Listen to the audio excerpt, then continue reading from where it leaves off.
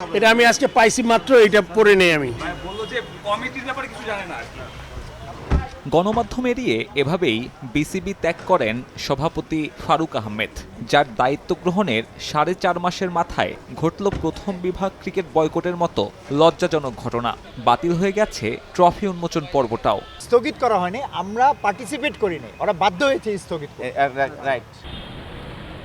3 দিনের আলটিমেটাম শেষে শনিবার বেলা 12টায় ছিল সভাপতি বরাবর স্মারকলিপি জমা দেওয়ার সময়। তবে এদিন ফারুক আহমেদ বোর্ডে আসেন 4.5 ঘন্টা দেরিতে। এরপর ঢাকার ক্লাব প্রতিনিধিদের সঙ্গে চলা অল্প সময়ের বৈঠক সমাধান আনতে ব্যর্থ। আমাদের দাবিটা যে স্পষ্ট, দাবির মান না পর্যন্ত আমরা খেলবো না। আমাদের বিরুদ্ধে যেই সব ষড়যন্ত্রমূলক কার্যক্রম চলতেছে, এগুলি বন্ধ না হওয়া পর্যন্ত আমরা ক্রিকেটের সাথে নাই এবং ভবিষ্যতেও থাকবো না।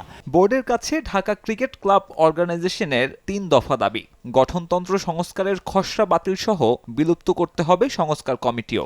আহ্বায়ক নাজমুল আবেদিন ফাহিমকে অপসারণ তো করতেই হবে, পদত্যাগ করতে হবে পরিচালক পদ থেকেও। যে কনভেনার ওর পদত্যাগ দাবি করেছি আমাদের বোর্ড প্রেসিডেন্টের সামনে, এবং আমার ধারণা উনি খুব সুষ্ঠুভাবে এই সমস্যার সমাধান করবে। কমিটি থেকে যেই সব জিনিস পাশ হয়েছে, এখন পাশ হয়নি, প্রস্তাব করা হয়েছে, বোর্ড প্রেসিডেন্টই জানে না।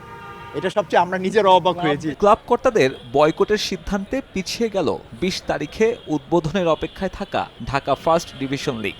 বোর্ড মিটিংয়ে ক্লাবগুলোর 3 দফা দাবি না মানলে স্থগিত থাকবে ঢাকা প্রিমিয়ার লিগের দল বদলও। সাব্বির মিথুন, সময় সংবাদ, ঢাকা।